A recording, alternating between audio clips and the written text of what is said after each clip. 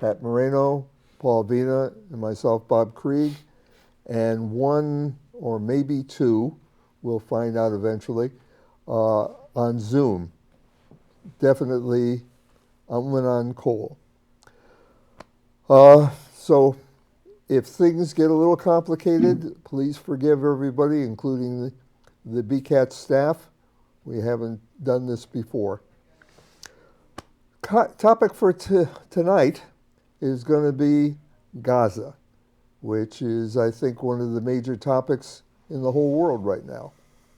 People trying to figure out what can be done to fix the situation, and if that's not possible, at least improve it. So I'm going to do a brief introduction. Gaza is not a new issue. It goes back into the late 1800s, early 1900s, when there was a small Jewish population in Palestine. The vast majority of the residents of Palestine were Islamic, some Arab, some Palestinian, etc. In the late 1800s in Europe, there was a movement because of rampant anti-Semitism, which had been going on for 2,000 years, that the Jewish people needed a homeland, a place that they could call their own, and they wouldn't be a minority that would be subject to the whims of the majority.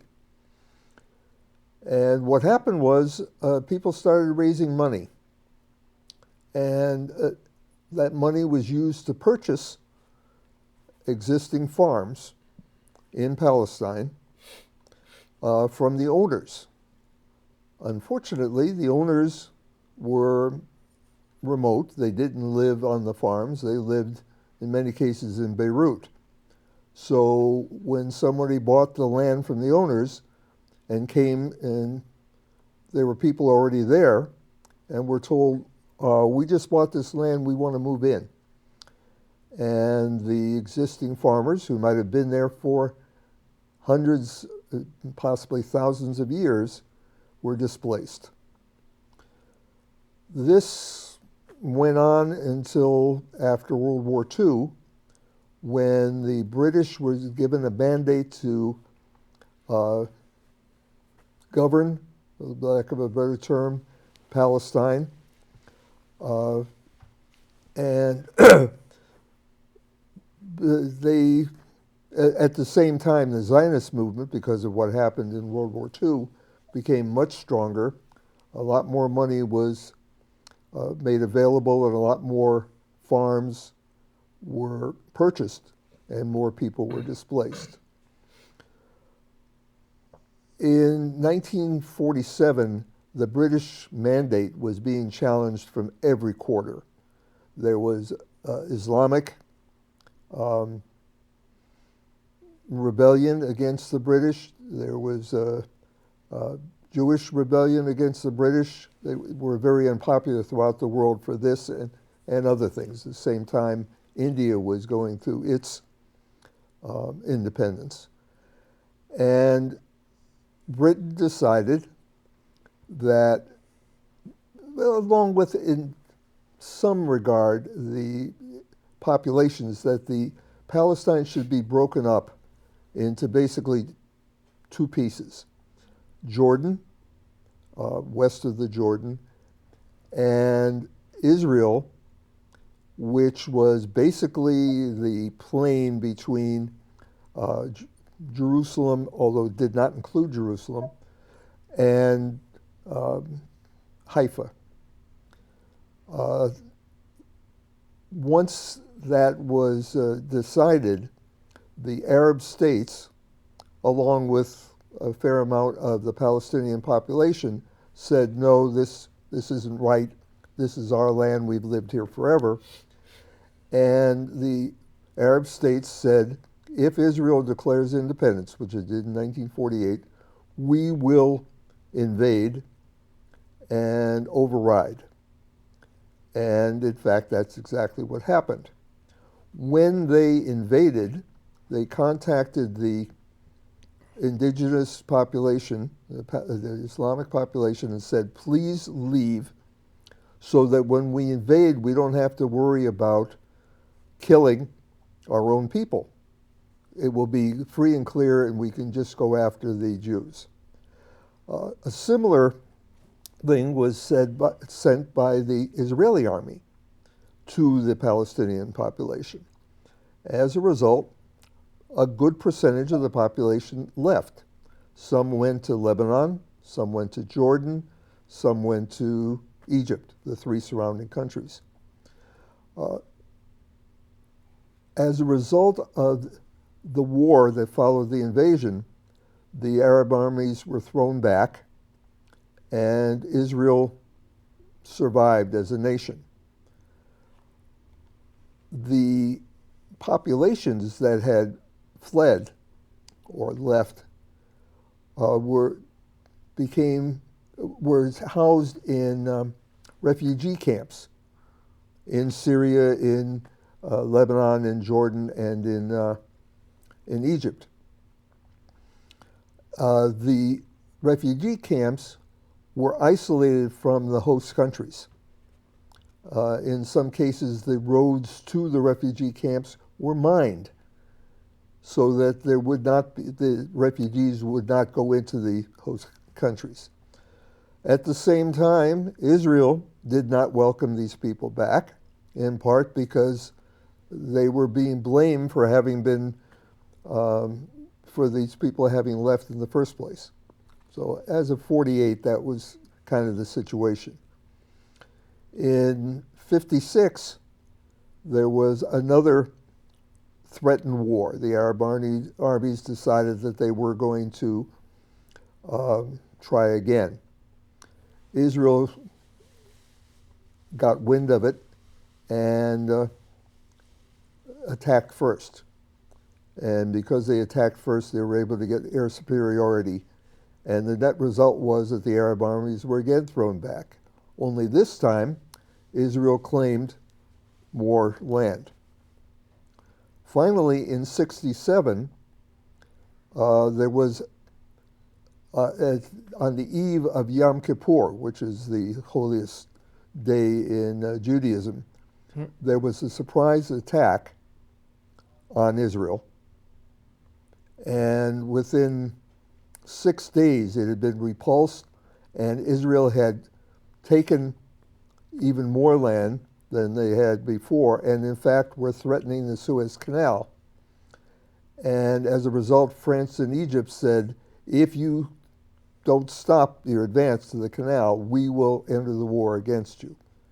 So that's kind of where things were in 67. Additional land was claimed at that point. And there was the refugee camps were basically unaffected. But during this time, and certainly in the last 60 years, the people in the refugee camps were told that all the bad things that are happening to them were the result of Israel, and at some point they would be allowed to go back and be able to take everything that had been taken from them. So we have two major populations claiming the same land, in large measure with the goal of eliminating the other. And that's kind of where it was until October 7th. Now, in Gaza, there had been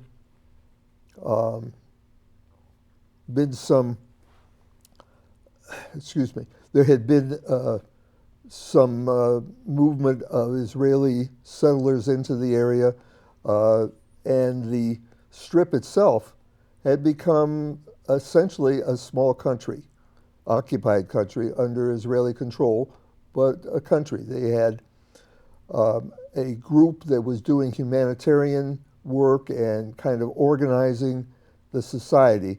That group was called Hamas. Hamas also had a military wing, which was fighting against the Israelis. And in 2008, I believe it was, 2007, Israel said, we're done here. They withdrew totally, including forcing the Israeli settlers that had moved in and built farms, etc., to leave as well. There was an election. Hamas won the election. Their rival was Fatah, which is the Palestinian Authority, which now is governing the West Bank.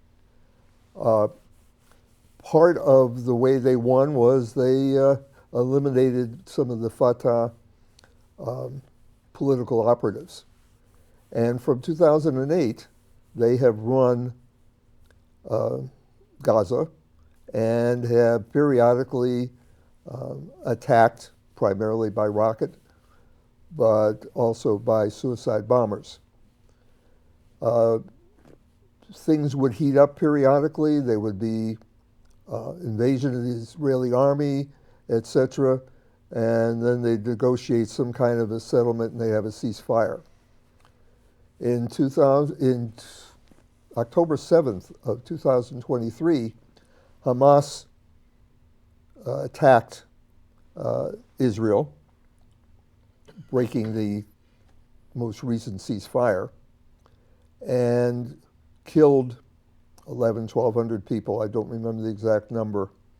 While they were doing it, among other things, they filmed with body cams some of the things they were doing and put them on social media.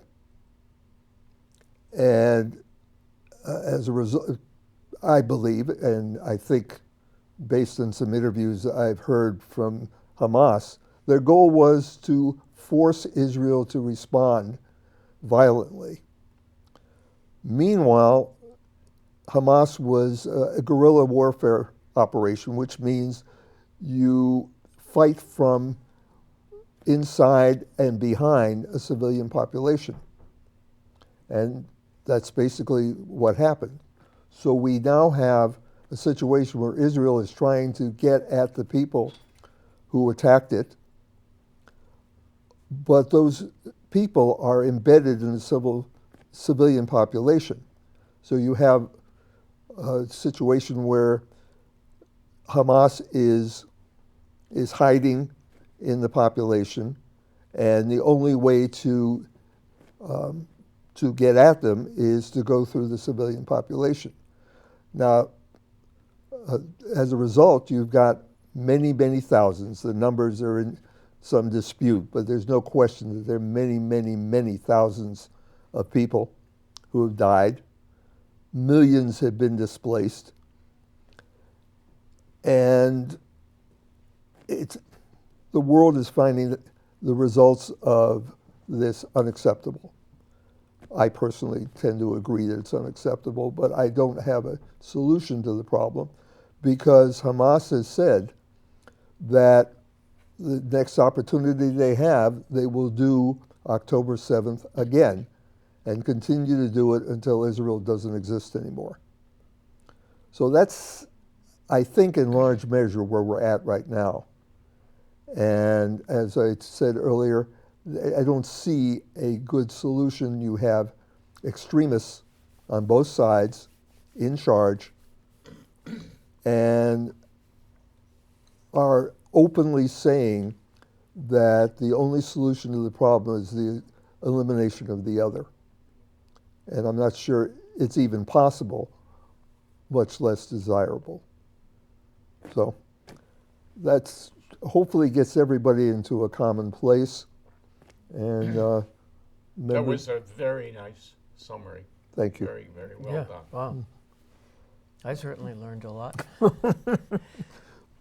Well, there's a lot more that'll come out as we talk more. But you had mentioned that going back, that the the Arabs that were there that settled that particular piece of land were tenant, or the words that you used suggested that they were tenant yes. Persons, working for, because I think you're correct. Um, there were Israelis there living there. Yes. There were Israelis living there for a long period, and I'm not talking about, and I could, 1,000 years prior. I More mean, than that, they were there from before Masada, which was in 70 CE. So that was there was a population, a small population, but a population that had been there well, for. it had been larger, and then Right. the diaspora The took Romans over, pulled and out the leadership after 70 CE. The Romans pulled out the leadership, brought them to Rome as slaves, and I learned when I was in Italy about 20 years ago that those Jewish slaves were the ones in large measure who built the Colosseum. So, yeah. So the point is that, or at least part of the point that I took was that the ownership, the real ownership of the Arab ownership of that land was absent for the, I want to say for the most part. I think that's probably true. So the whole notion that the Jews came in and pushed the Arabs out. Eventually, there was war. They disagreed and they pushed the Arabs out. I think that makes the statement that Judaism had a greater right to that land than was generally accepted in the world. And the fact that the war was over, the Second World War was over, and now all of the people who came, the refugees that came out of all of the camps, the Jewish camps, headed toward that land for a reason. I think that word must have spread pretty quickly that it was their homeland. It was part of their land, that they felt as though they had some rights there. Why did they head to that particular area? Because the word spread that it was Jewish land. And I tend to see it as such. And so I think I can understand. Now, the fact that there was war between, first of all, the Arabs were, they were workers. They were not owners based on what you said. They were workers. The owners, I don't know where they were. They were probably in some other part of what was Arabia, or that particular land that was Arab at that particular time. So I don't see the argument that says that the Jews have no right to be there nearly as strong as it is generally accepted. What is generally accepted is that the Arabs were there and the Jews came in and pushed them out. It's a much more intricate story. There's a lot more to it, and it behooves everyone to look at the history of that particular area in detail before making a decision. Today, what we see is based on some simplistic decisions. The Jews don't belong there, and the Arabs are killing people. And you have to look at why this has come about. And I think you have to go back that far. What has happened between then and now is retaliation, one way or the other. You killed our people, we're going to invade you, we're going to surprise you and beat the hell out of you and whatnot, over the years. And there has been total, but I don't want to sound like, the Jews they were completely exonerated in what they did. I think for the most part they were. However, I think, and I don't know how hard they tried. I know there was right after the end of the Second World War, when the Brits left, there was a group of Jewish people. I forget the leader, the gentleman with white hair, well known, and they formed and they fought for the land because they were challenged, and they fought for the land. But I think they were justified in doing it at that point. What has happened since then is sad to begin with. Right. It is not accepted. And I just wonder the amount of land that I see in my, and I haven't been there, I wish I could go there. It seems like there's more than enough land, more than enough area for the number of people. How many Jews are there now in there? A million, 2 million, Seven, something like seven, I think. I 7 think the million? population of Okay. Israel And is the around Arab 7 million, and there's an Arab that includes in the Arabs that, the that Arabs that stayed, are which is Israeli another citizens. interesting point Yeah. that, why did those Arabs agree to stay? Because they were treated, because they believed that the Jews had a right or some right, or were they simply being coerced into? I don't think anybody was coerced to stay. I think in large measure, and this is open to discussion, it's their home. As long as they were able to stay, why not?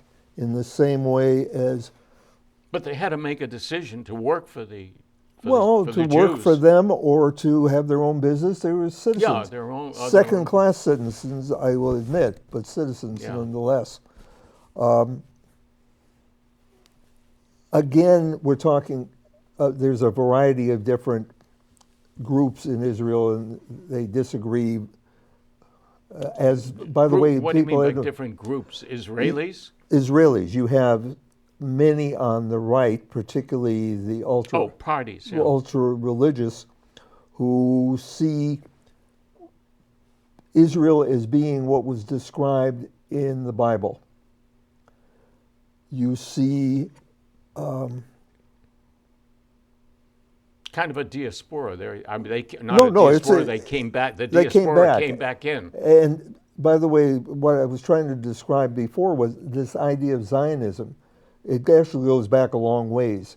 In the Passover service, the Seder, which is coming up in a few weeks, one of the things that is a hallmark of the Seder is that the goal is that this year we may be wherever we are celebrating, but next year, if everything goes well, we'll be in Jerusalem.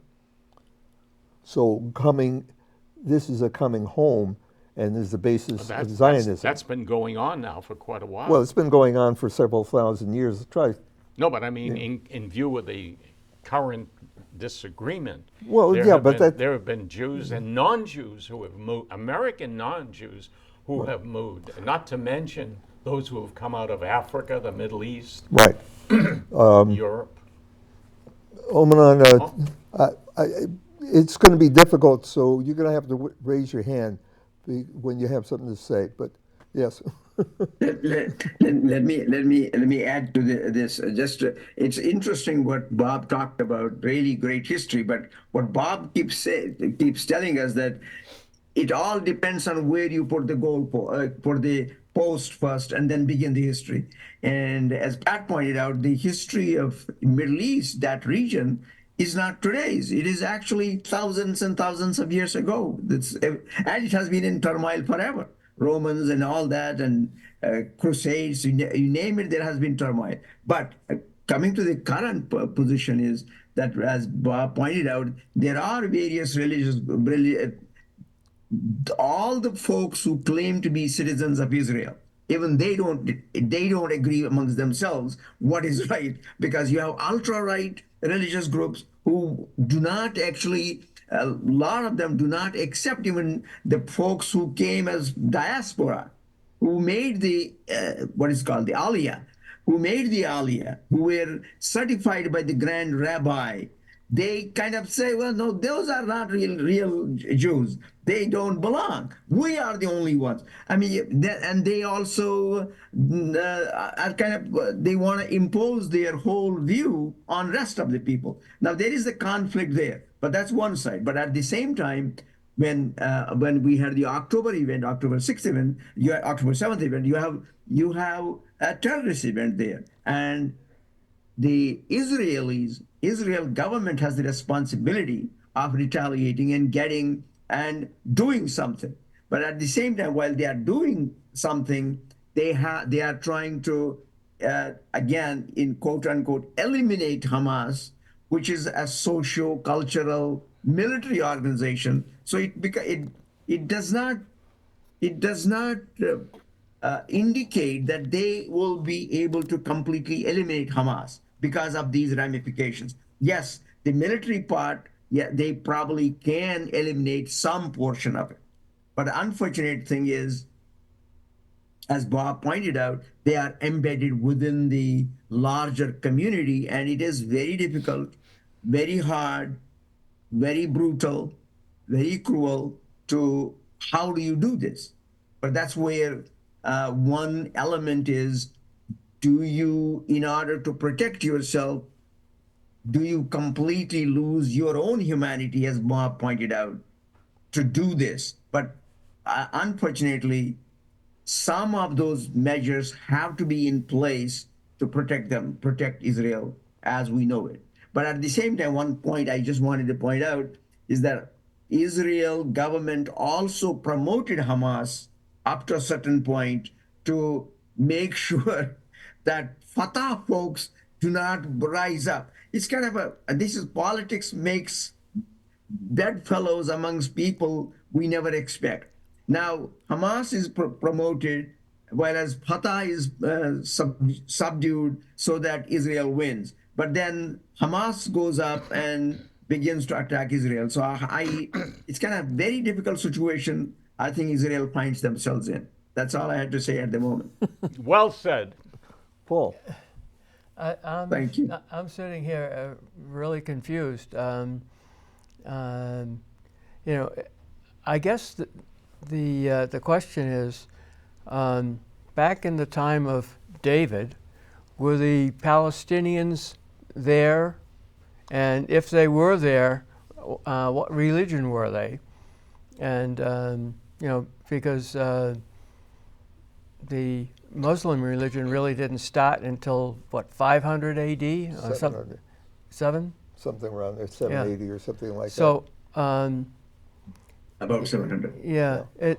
Well, there's an indigenous population, we'll call them, for the lack of anything better, Canaanites, because that was the land of Canaan when the Jews came in. And they probably, over time, became what we're calling Palestinians today. There were a whole bunch of other people who owned the area in between. The Ottomans for several hundred years. Before that, there was an Islamic, the Persians were involved. During the period of the Crusades, which was several hundred years, Islam, various different Islamic groups were involved. The Crusaders, for a short period of time, actually occupied Palestine. There are a whole bunch of groups who, for one way or another, can lay claim for having a legitimate reason for being there. So the bottom line is, nobody really has any legitimate authority to say the land is mine. Well, on the other, You know, I mean, some of the farms. Basically, basic history from, Right. you know, what, 3000 BC, you know, it's confusing ever since. Right, but the reason I brought up the fact that the Zionist movement bought the land from the owners is that, given the norms of the time, and by the way, today, when you purchase something, when you give something and Yeah. the owner and the buyer agree, that gives some legitimacy. Now, that doesn't make a state. Yeah. That means that farm belongs to somebody. The result of the Second World War said the Jews need some place to stay, and The United Nations said it will be that part of Right. Israel. And you know, I guess wars will continue to be fought over it, but I don't see any long-term solution. but at the eve of the Second World War, at the end of the Second World War, or toward the end, when the Allies were pretty much in control, there had been already a Jewish I guess you could call it a diaspora or part of the diaspora in that area. There had been Jews there. They had been living there I mean, there was a smaller population. They never The left. picture that Think I of it see that is way. that over the centuries, the diaspora, this became a one almost insignificant part of the diaspora. However, it was a Jewish part of the diaspora. I mean, if you were to try and define where was the where was the diaspora, where did they go? Certainly Palestine would, or that part would certainly be one of the areas that you would have to point to where the Jews did stay. Okay, can I correct one thing? Sure. The diaspora or diaspora, which I pronounce it diaspora, I don't know if that's actually correct or not. Doesn't change the meaning. No, it doesn't. Was when the Romans came in and pulled out a whole bunch of slaves and sent them to Rome. That was the beginning. The people who stayed, the Jewish population who stayed, that's not the diaspora or diaspora. Those people never left. The ones who went to Europe and gradually spread throughout Europe, that's really what we term the diaspora, and then eventually they got to North and South America. However, during that time, there was a contingent that stayed in. Right.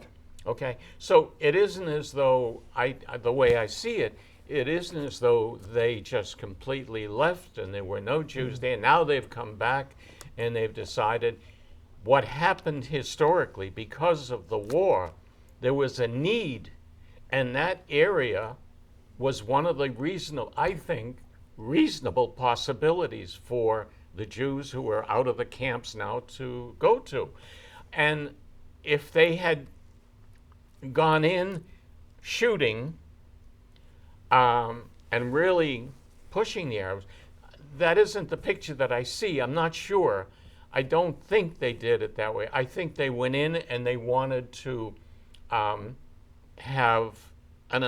they wanted some of the land, and they wanted the Arabs that were there who were working for their owners also to continue. So they did try to make arrangements. It wasn't as though they came in and they were shooting everyone and get out of here. This was our land. If they had been shooting everyone, they'd have been destroyed. There weren't enough of them to do anything other than what they did. The fact of the matter is, the city of Jerusalem is is really a very sacred place for several different religions. You know, right. Certainly Jewish, Muslim, and Catholic. Yeah, even that Christian. I see as a human reason for being reasonable. That is holy ground for all of us, the people that are the Arabs and the Jews. So let's share it and get along. But people don't. There's a segment of the Israeli government, which is currently in control, which believes that, as I was saying earlier, if it was mentioned in the Bible, that's what Israel should be. And there are some who have publicly said that they want the Gazans to be sent elsewhere, basically to Egypt. in the Bible, it's Well, no, what the map of Israel, according to some of these people who are in the current government, Jews say that whatever is mentioned in the Bible should be Israel. And so they want to force out anybody who isn't Jewish. Who's Jewish gets a little hazy. It's not clear. I think I would be considered Jewish, but maybe not. So when you think about it's the extremists, in the same way as Hamas is extreme, there are people in the Israeli government who are in somewhat, more or less control, who believe that the Palestinian population, the Islamic population, doesn't belong there and should be pushed out. And I think, number one, it's unrealistic and can't work, despite the fact, and forget the fact that I think it's immoral. You're speaking for yourself now. Robert Krieg, and by the way, I think the American population, Jewish population, believes that in general. Not everybody, obviously. What is it again? Say they believe That it? that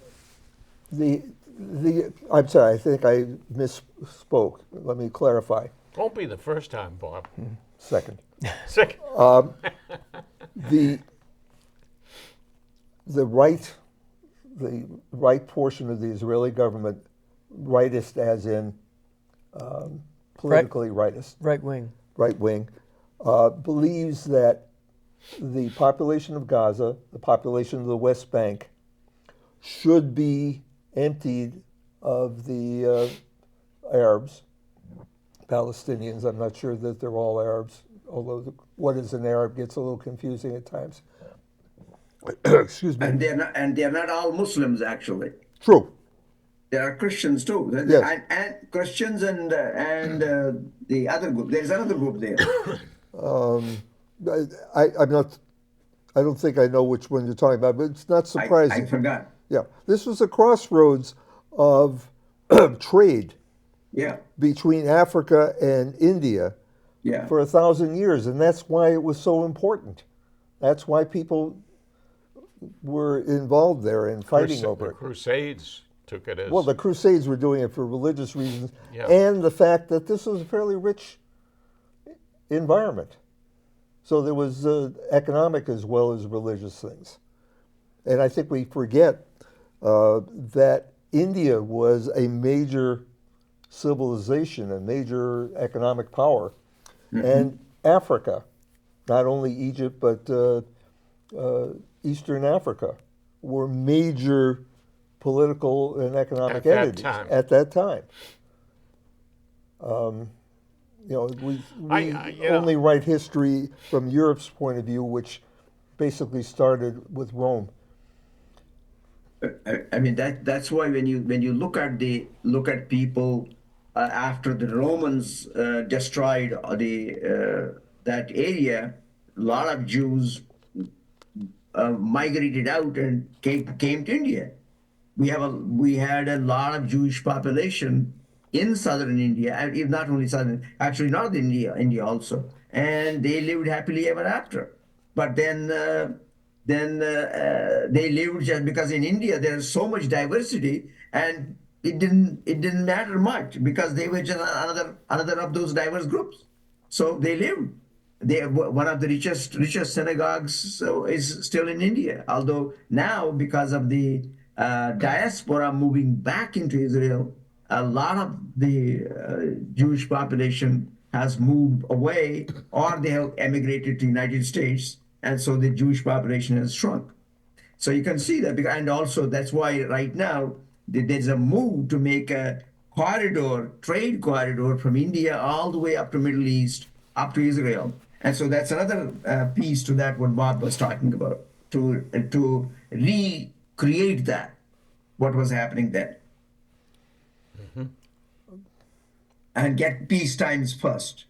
By the way, That's the first thing. there's another piece of history which I didn't talk about, but over with the regard to Israel. with regard to the Middle East and Israel being a piece of it.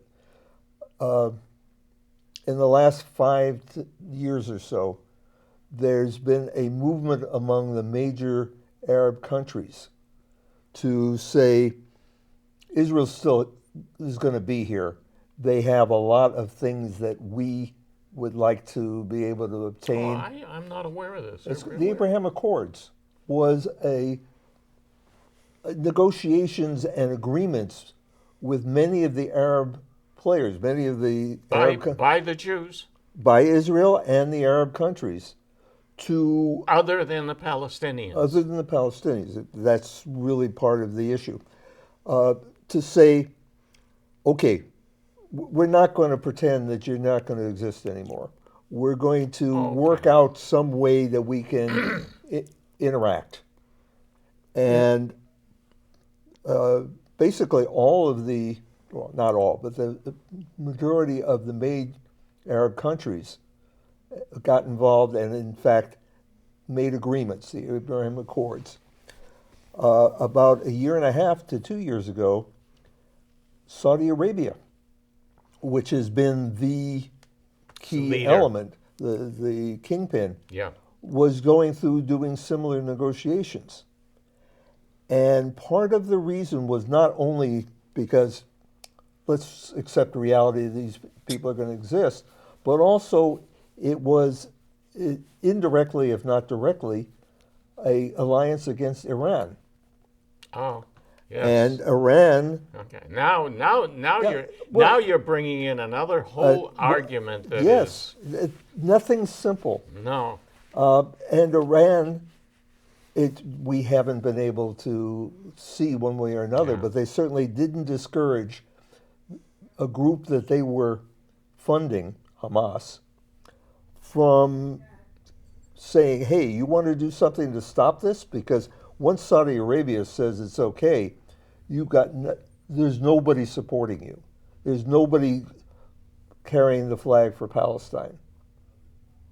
So Hamas said, this is the time. So the Palestinian leadership bought that, evidently.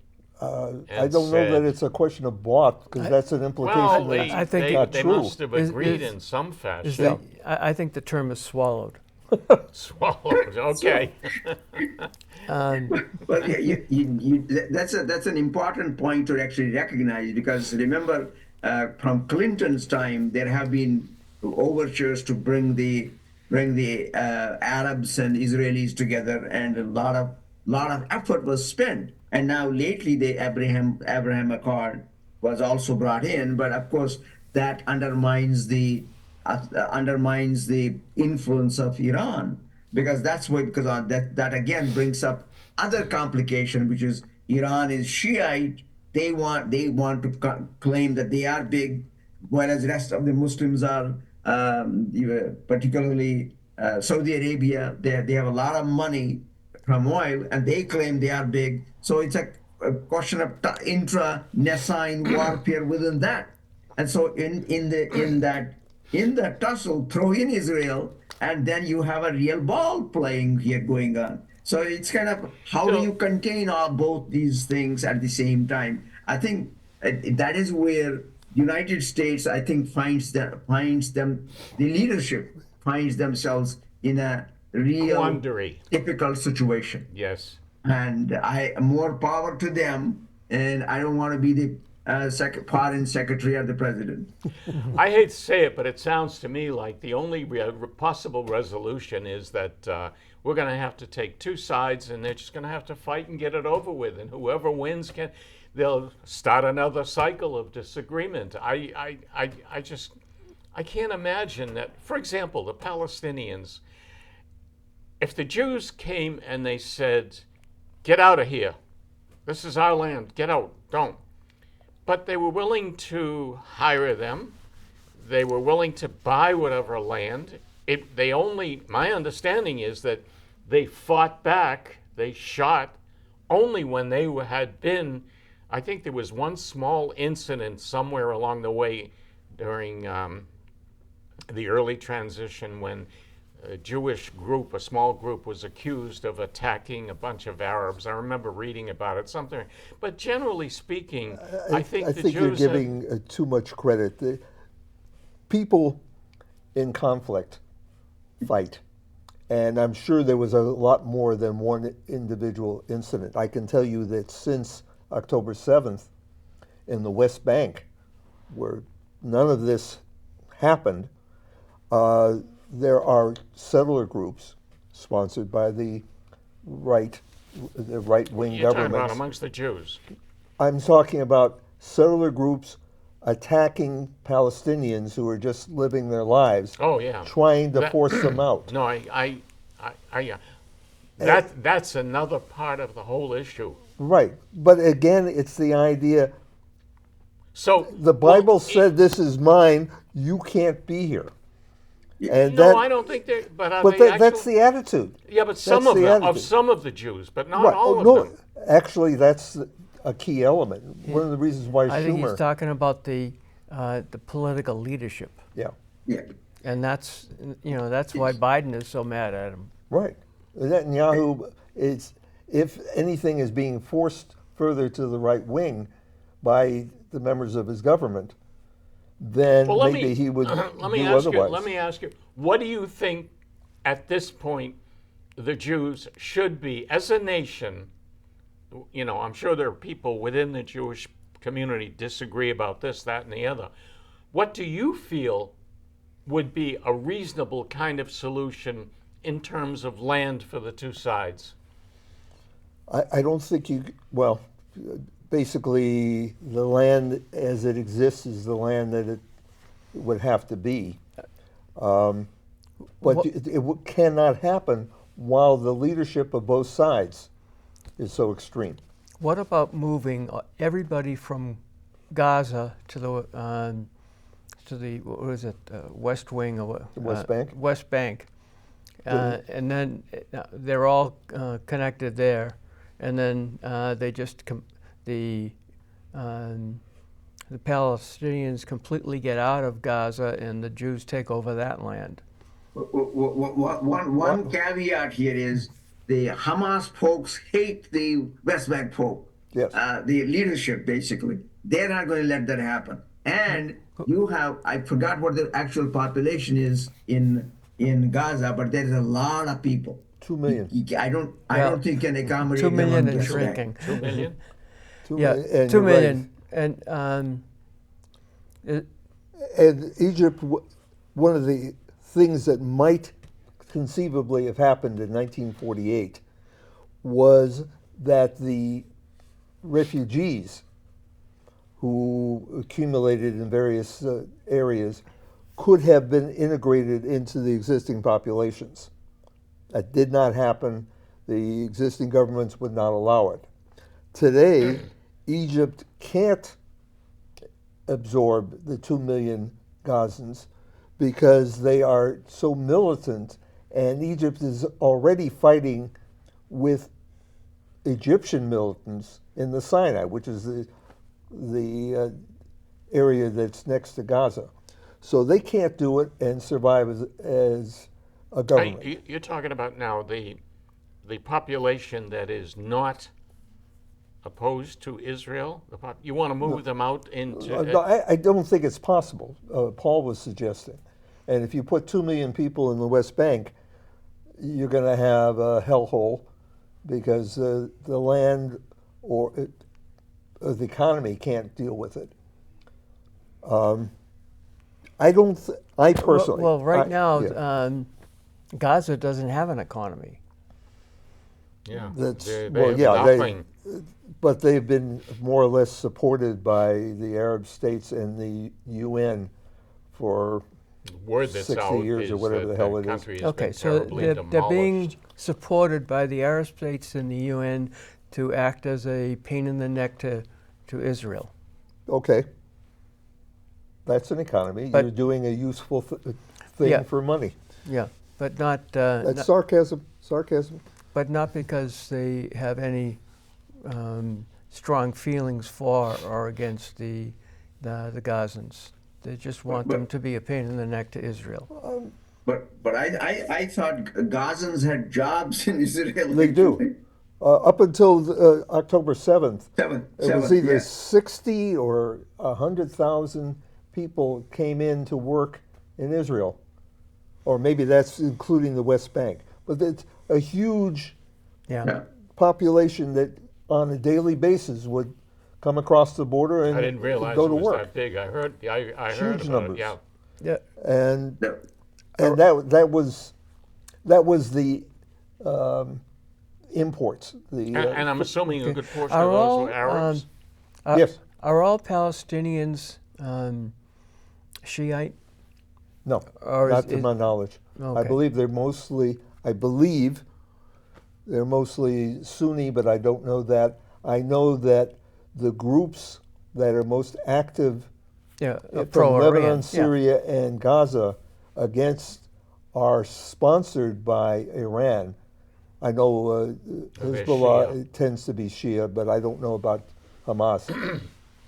I assume so, but I really don't know that. What difference would it make? I was just trying to figure it out. Oh, you know. okay. I mean, Iran is supporting all that. It's they go across the. It's kind of strange. Again, strange bedfellows. You want to support them because of certain ideology you want to. So you want to go against. So you don't. You want to just hand stroke, throw the grenades, and they don't care about which religion they are in. And that's why actually recently Iran had thrown some bombs into Pakistan because they thought the Pakistanis had sent some terrorists over to Iran. I mean, you kind of wonder what is going on. But that's but going back to the jobs piece, because lots of folks from the Hamas and West Bank, not Hamas, West Bank and Gaza have stopped coming in now. There has been recruiting drive in India to send the labor force into Israel, and a lot of folks are going. And so it's kind of a strange thing happening at the same time. Well, so So we're creating a new problem. there's a new problem now. I don't know how that is going to solve things, Creating a but new problem is the exact correct word, and that goes all the way back to the very beginning. I mean, everything we've attempted seems to create a new problem. Even Israel, with its diversified population, and those who disagree within Israel, is nothing but creating more problems. People moving in, moving. I don't know. What is the word? Can't be resolved? What are we talking of? What are we trying to do? Is it to find something to help the situation, ameliorate the situation in some way, or are we just going to sort of talk about it and accept it? What is a solution? Does a solution possibly exist The- for this? The Kingston Trio had a solution. I don't know if you guys remember the song, but they're rioting in Africa, tra la la la la la. Yes, I do And- remember. oh, is that right? Wow. And it ended with, someone will set the bomb off and we will all Yeah. be blown away. And that was the solution. I mean, one of the, I think one of the prerequisites is for all of the groups to agree to sit down and get rid of that "I want to push you out into the sea" motto, because that's what the problem is. You got to, as Bob pointed out, that now let us face the reality. Israel is here. Arabs are there. Let's find a solution. But I don't know whether people are really ready to do that. I tend to believe that they aren't, but before we sign off, I'd like to ask a question. What does the United States do? Chuck Schumer just did a speech saying you gotta stop killing children, and I'm sympathetic to that. Biden is, well, the Republicans right now, particularly the right-wing Republicans, which I find very interesting, are now saying we have to support Israel no matter what. Biden's kind of caught in between. Yeah, but don't send them any money. Well, yeah, you could send them money. We'll take it from Ukraine, which we don't like for some reason or another. Well, they voted against the money. Oh, okay. But what should the United States be doing? The United States is in a position, not nearly as strong as some people think, but in a position to influence what's going on because we're providing a great deal of money and arms. But is what Schumer was suggesting that we force an election? Because In Israel? in Israel, because we know that if there was an election done today, Netanyahu and the right-wing extremists would be gone. And That's you go, his goal, well, I think. yeah, it may well be his goal, and it may be that he's right, but do we have a right to do to say you have to Right. have an election so that the It people has to we come, like it can has come to come in? within. Yes. The sad part is that there are too many factions in Israel. There are too many people who disagree with one another for whatever reason, whether it's religious or otherwise. The first single most important thing is the Jews have to come together. They have to really, from what I've read and what I hear, those who suffered losses during the invasion by the Arabs have come together, and they've brought significant parts of the political agenda together. But there are still elements within Israel that they don't want Netanyahu, they don't want any more war, there are those who think that they should be a little bit more hard, a little bit more difficult with regard to the Arabs. Maybe the starting point has to be that the Jews have to agree on what they want. But as with most democracies, everybody doesn't agree. That's why you have a democracy, so that people can disagree and hopefully come to some acceptable solution, not an ideal solution. But we have the same problem in the United States. Yep, we are. And Definitely. we can't, even in, So the Russians have an answer to that. oh yeah, Communism. You do it our way or... by the way, they're not communists. Pardon me? The Russians are not communists, haven't been Oh, yeah. communists for I mean, 30 some odd yeah, years. I'm sorry. Right. I mean that's what actually gets you to the other topic about strongman. Yes. You know what an interesting, I don't know if it's something you can compare with it, but India, with such a diverse population, and their leader currently is able to, I'm sure there's a lot of disagreement within India, the different parties, the different sects and everything, but in general, what's his name? I can't even remember. Modi. Modi, yes, seems to have pretty good control of India, but that's another story. That's also a parliamentary system where the executive and the legislature are, by definition, the same party. We don't have that here. Maybe we should, but we don't. We don't. I mean that's also the danger. There is again, if there's a full majority of one party, they can do anything they like, because their executive is there. They can tell you anything. Okay, turn right, you got to turn right. Turn left, you got to turn left. But that will look like there is complete control of the nation and the party, because that's how it is, parliamentary. And Israel is in the same situation. Yeah. Parliamentary system. They got a group of people together who agreed to do a certain thing, and that's it. You can object. In a democracy, you get to protest, and the government gets to defend itself, in some cases with guns. The conspicuous answer to that is maybe democracy is not as great as we hope it could be, or wish it could be. Maybe next. The assumption is that at least the parties that are down at the moment will be at least reasonable to talk, and being a Republican and looking at what the Republican Party here in America is doing now, it's really difficult. Yeah. No, we don't agree with anything. And so therefore, Then